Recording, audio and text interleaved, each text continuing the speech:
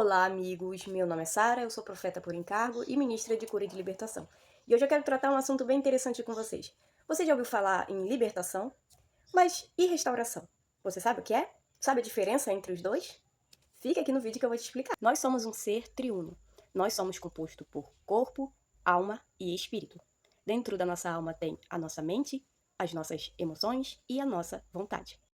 Existe um tabu muito grande em meio aos cristãos, porque muitos acreditam que um crente não pode ter um demônio. A verdade sobre isso é que quando nós conhecemos a Jesus e viemos para Jesus, recebemos a salvação, e isso é sim instantâneo. Mas a santificação, ela é gradativa, ela é progressiva. Então é necessário que todos os cristãos passem pelo processo de libertação e de restauração. E no caso da libertação, ela consiste na extração de um espírito maligno, ou expulsão de um espírito maligno. Os espíritos malignos, eles podem possuir partes de uma pessoa. Ou seja, eles podem possuir partes na sua mente, partes das suas emoções ou partes no seu corpo físico. E existem níveis de obsessão, opressão e possessão. Mas isso é assunto para outro vídeo que em breve eu vou lançar. A nossa mente, a nossa alma e o nosso corpo podem estar carregando doenças que, na verdade, têm raízes espirituais. Ou seja, demônios se manifestam por sua natureza. Eu costumo fazer muita libertação de transtorno obsessivo-compulsivo, que é o famoso TOC. É uma doença mental, mas na hora da libertação, da ministração de libertação, nós damos voz de comando a um espírito maligno. E ele sai e a pessoa fica curada. Também tem os espíritos da depressão, espírito de ansiedade. Todos eles têm um nome científico, mas muitos deles são, na verdade, de raiz espiritual. É claro que eu vou te dar um exemplo. Uma mulher que está chegando ali no tempo da menopausa, por uma questão hormonal e fisiológica, claro que essa mulher pode estar passando por uma depressão fisiológica, uma resposta do corpo dela a algo que está acontecendo. Isso é natural, é necessário tratamento, é necessário recorrer, sim, aos médicos, à psicologia, e isso é muito bom. Mas muitos dos casos, as pessoas tendem a querer tratar de forma natural, mas é uma raiz espiritual. E o que é espiritual, somente Deus faz. Lá em Mateus capítulo 12, versículo 43, diz assim, Jesus explicando: Quando o espírito imundo sai de um homem, passa por lugares áridos procurando descanso.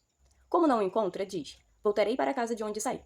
Chegando, encontra a casa desocupada, varrida e em ordem.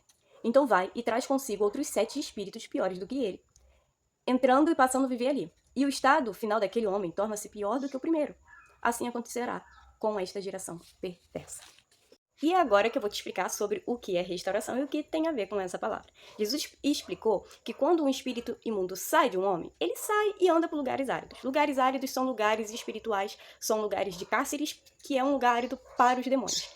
E a casa deles, a antiga casa deles, é um lugar confortável para eles. Ou seja, essa casa pode ser a mente, as emoções ou o corpo físico de alguém. Então ele sai e ele volta. Quando ele volta, se ele encontrar do jeitinho que ele saiu, ele entra. E ele, como vingança, traz outros 7 piores do que ele. E o que a restauração tem a ver? Toda a nossa vida, todos nós, temos um livro da vida. Nesse livro da nossa vida, está escrito todas as coisas a nosso respeito. Até das nossas gerações passadas. Ou seja, nossos pais, nossos avós, o que eles fizeram, quais decretos eles deixaram pra gente. E esse livro, ele consta tudinho, tudinho, tudinho, tudinho. E tudo que está escrito ali determina a nossa colheita atual. Vou falar algo. Espíritos imundos só entram onde existe acesso. O mundo espiritual, ele é muito bem organizado. Os espíritos imundos, os anjos, obedecem leis, decretos. Só quem não obedece leis são seres humanos. Mas o mundo espiritual é extremamente organizado. Se um espírito imundo está tendo acesso a alguém, é porque houve ali uma legalidade. Muitas das vezes essa legalidade não foi a pessoa propriamente, mas pecados de antepassados dele trouxeram esse acesso. E, infelizmente, essa pessoa está colhendo algo que ela não plantou. Eu vou preparar um vídeo sobre pecados geracionais, sobre maldições familiares geracionais, mas no momento eu quero tratar da restauração. Então, amados, no caso, a restauração, ela é o processo que vai identificar por quais portas esses espíritos acessam essa vida, essa pessoa. Se foi por um pecado cometido pelos seus antepassados, se foi uma iniquidade cometida pela própria pessoa. E nem sempre esses acessos são pela iniquidade da própria pessoa. Por exemplo, tem muitas pessoas que sofreram traumas que não foram tratados, e trauma é sim uma porta muito grande para espíritos malignos. Então, seja qual foi a causa, iniquidade ou não, da pessoa ou não, de seus antepassados, as pessoas ao seu redor, o libertador, não pode julgar essa pessoa, porque todos nós passamos por isso. Todos nós estamos sujeitos a pecar, todos nós precisamos de libertação, todo crente, não importa se tem 30, 40 anos na igreja, precisa passar pelo processo da libertação e da restauração, sim. Então, vou te dar um exemplo. Uma pessoa que está em busca de uma restauração na área financeira. Nessa área financeira, nós temos que identificar todas as iniquidades que ela mesma se envolveu. Nós vamos identificar se há iniquidade de seus antepassados, de seus pais, algum pecado cometido em relação à área financeira, ou se essa pessoa, infelizmente, está debaixo de algum decreto, alguma maldição. E aí nós vamos anular, quebrar. Se for necessário arrependimento, a pessoa precisa fazer a confissão de arrependimento. Se for necessário a liberação de perdão, como é no caso do espírito da orfandade, que também mexe ali com essa área financeira, vai haver a necessidade de liberação de perdão. Então, a libertação em si, a extração de um demônio, Deus ele pode fazer a qualquer momento, porque Deus ele pode tudo. Mas se a pessoa quer consolidar a libertação dela, permanecer liberta, ela precisa passar pela restauração. É obrigatório que ela passe pela restauração. Ali ela vai quebrar decretos, quebrar maldições, se arrepender, liberar perdão. Então, o trabalho da restauração é um trabalho maravilhoso e lindo demais. Mas é necessário constância, é necessário que a pessoa deseje, é necessário que a pessoa tenha compromisso com Cristo, compromisso com a palavra, compromisso com a santidade.